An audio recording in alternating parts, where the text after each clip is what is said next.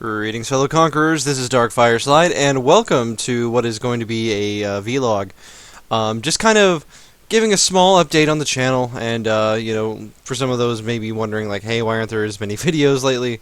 I kind of wanted to address that. So, last month, like not even like a month ago, a couple weeks ago, I started class again, and that means that a lot of my time is going to be like taken up. And last week I didn't upload a top 10 video, which I don't know if that was to some people's unfortunately not to their taste, shall we say.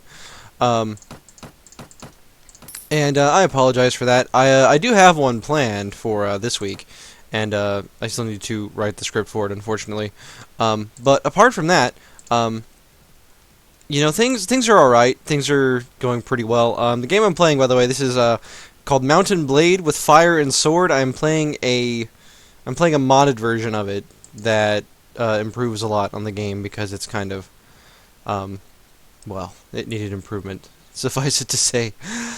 It's a very cool game where it's a combination of an RPG and a strategy game where like you are a character but you also control troops on the battlefield.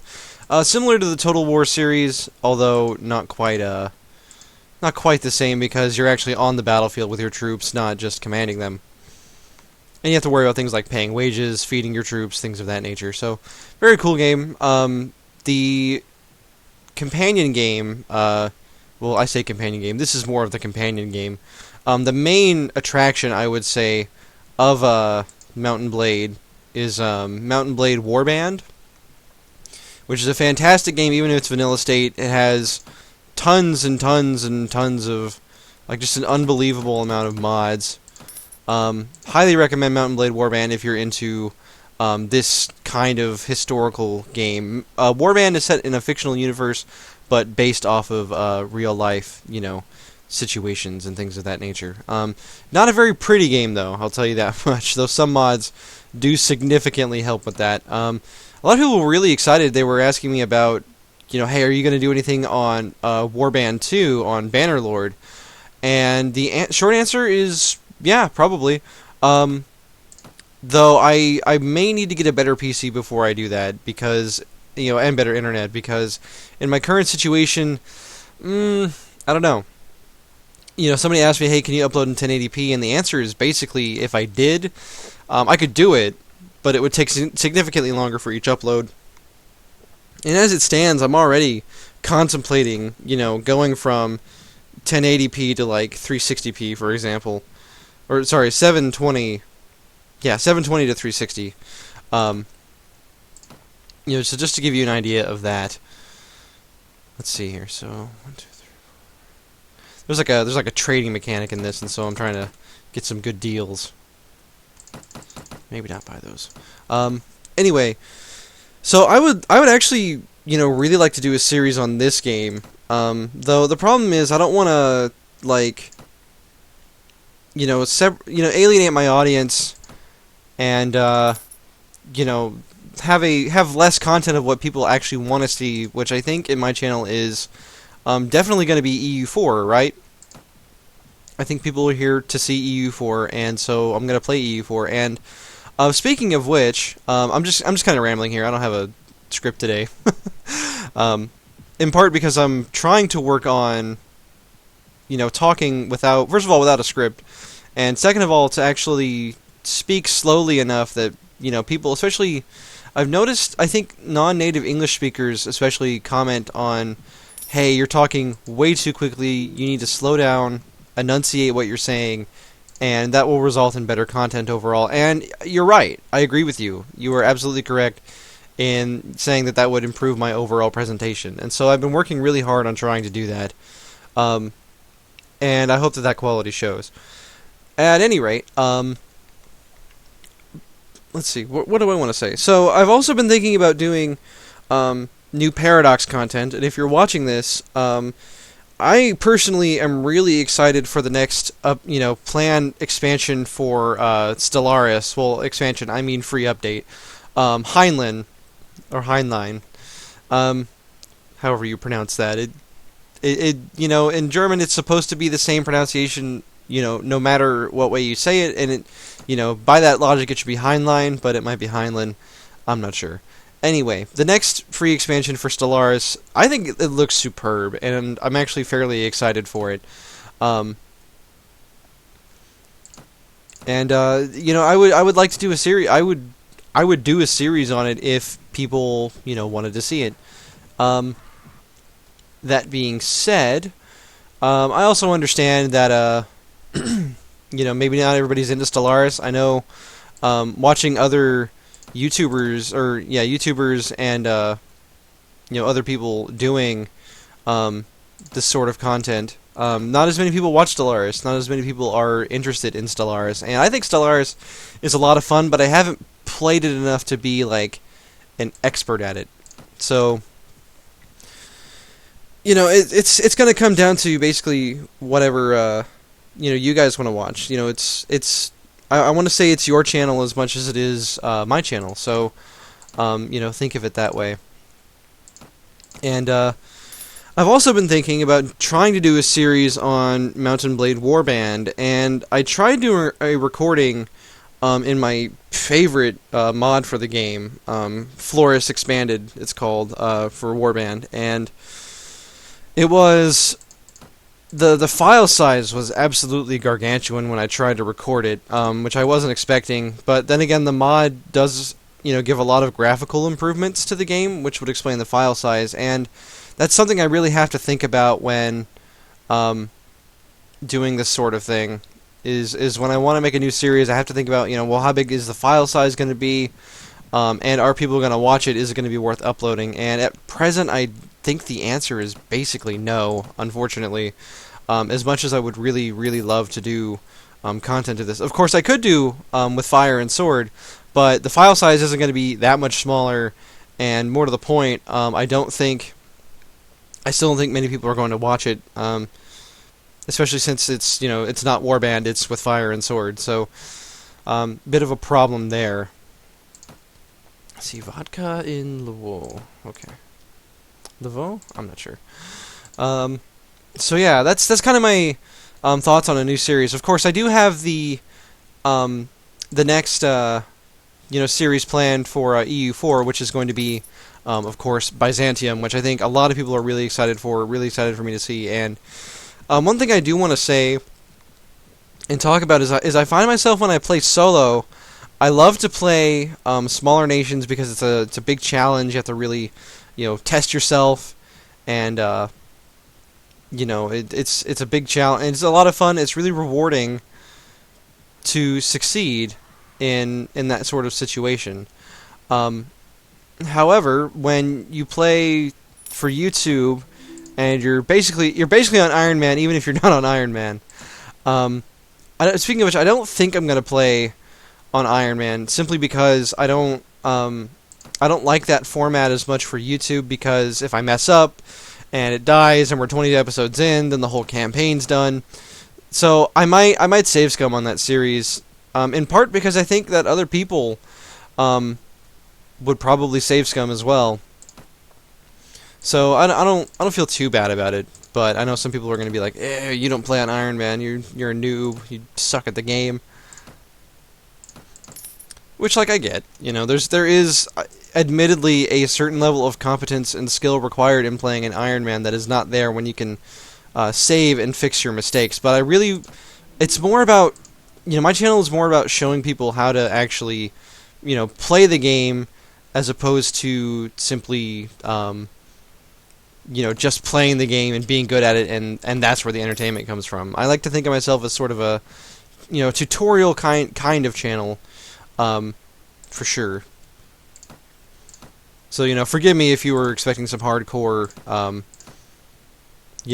content in that regard. Apart from that, the Knight's guide is coming together very well. I actually haven't touched it in a while because it went so well that I got kind of bored of it, but I will go back and finish it. I am sort of on a little bit of a hiatus from EU4 at the moment. I'm a bit of a gamer that likes to go from game to game, but I've established myself as an EU4 YouTuber, and so I'm gonna have to stick with it for a long while. for sure. But you guys understand, right? Like, and those of you who are interested less in the gameplay and more for me as a personality, like, first of all, thank you. You guys are the best part of my channel, I feel like. But apart from that, I have to kind of cater a little bit, I think. Not that views are the only thing that matter, of course. But at the same time, if I want to grow, I do have to employ certain strategies. I feel like there's doing what you want to do, and then there's doing something you enjoy doing, but that other people also enjoy doing. That's really what it comes down to. Is less about the views but more about what people are going to actually enjoy. So that's kind of my thought on that for the most part. Is there anything else I want to say in this video that I can think of? We're already at 11 minutes, and I don't want this video to be too long or too large in file size. So let me just sum up real quick then. So I am thinking of doing a series on this game. I didn't get to do any of the combat in this. We've mostly just been we've just been trading for the last 10 minutes, and that's the kind of thing that you do with Fire and Sword. But for other Paradox games, I didn't even talk about Hearts of Iron 4. I'll probably end up doing a vlog just for Hearts of Iron 4 to kind of give my opinion on it. I'm not opposed to doing a Hearts of Iron 4 playthrough. However, I don't feel comfortable enough at the game. It would be more of a let's learn kind of series, I guess. I only have something like 40 hours in the game right now, which is like nothing in Paradox time. But Hearts of Iron 4 is also a lot easier to understand, and especially because I'd been playing Hearts of Iron 3 before 4 came out. I was really used to it by the time it did come out, and I don't know. Hearts of Iron 4 playthrough is not impossible. A Stellaris playthrough I would like to do, but I don't think a lot of people would like to watch it. And I think it'd be cool to do a playthrough of this with Fire and Sword, potentially as one of the historical kingdoms, fighting for the kingdom of Sweden, or Poland, or the Cossack Hetmanate, as it's called. Perhaps even as the Crimean Khanate or the Kingdom of Muscovy as well. Those could be really, it could be a really cool playthrough of this, especially because there aren't a lot of games that do the musket warfare in the way that this game does, and it's really interesting because this is the period when a lot of people are still using matchlocks. There aren't bayonets yet, and so there's a big mix between melee and gun combat, and there's still the question of archery versus muskets as well. And so that is really interesting to me. I love the history behind this, but so yeah, if you would be interested in seeing this, and seeing Stellaris, and seeing Hearts of Iron 4, let me know. Those are the 3 games I'm kind of looking at right now, and I'll play whatever you guys want to watch. That's the thing. I'm here to entertain more than anything else. This isn't just about me. But apart from that, let me know what you think. Let me know which of those you would see, and if you'd rather see Hearts of Iron 3, for example, instead of 4. I could certainly play 3, though 3 is very unstable. For those of you who watched the one episode I uploaded, I was doing fine with that playthrough, but then 4 episodes in, it crashed mid-episode because Hearts of Iron 3 is it's so unstable. It's terrible in that regard. Very good game otherwise, but I wouldn't mind attempting to do another playthrough of it for YouTube. And if you do want me to play Hearts of Iron 4, let me know which nation you would like me to play, so that I can get a better idea of how to prep myself, basically. Let's see. Apart from that, so yeah, let me know. I'm gonna look at the comments in this, and I've got almost 3,500 subscribers at this point, and of course that would be better if I'd actually made a top 10 video last week. But anyway, let me know what you guys want to see. That's the bottom line here of the 3 games. So, or if you'd just like to see more EU4, whatever tickles your fancy. I wouldn't mind.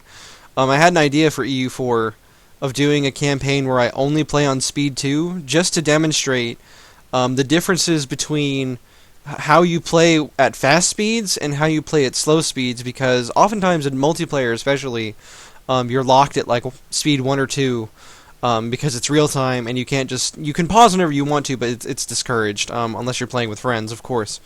So that could be a really fun thing to do as well. Um, and yeah, so that's all I really want to talk about in this vlog. Thank you for joining me. You guys are all great. I just want to say that. I think I have a wonderful community here on YouTube, and I'm really grateful that I get to interact with them, and we all get to have fun playing these games together, and I really appreciate that, guys. So you guys keep being you, and continue to be gentlemen and gentlewomen for the 2% of my audience that is apparently female. Um, continue being good people, good, helpful people, so that other people can enjoy these games as much as we do. That's all I ask of you guys. Just do your best to be polite and helpful, as I do, attempt to be. And of course, most of all, have fun. So thank you for listening to me ramble. If you'd like to see more vlogs like this in the future, let me know. I know I've asked a lot of what you guys want to see, but I am kind of in a point where I'm thinking well, what do I want to do apart from EU4, because I don't plan on playing EU4 forever and ever, especially since it's at the end of its life cycle. So anyway, I'm going to leave you guys on that. Thank you for joining me, and I'll see you guys on the next one.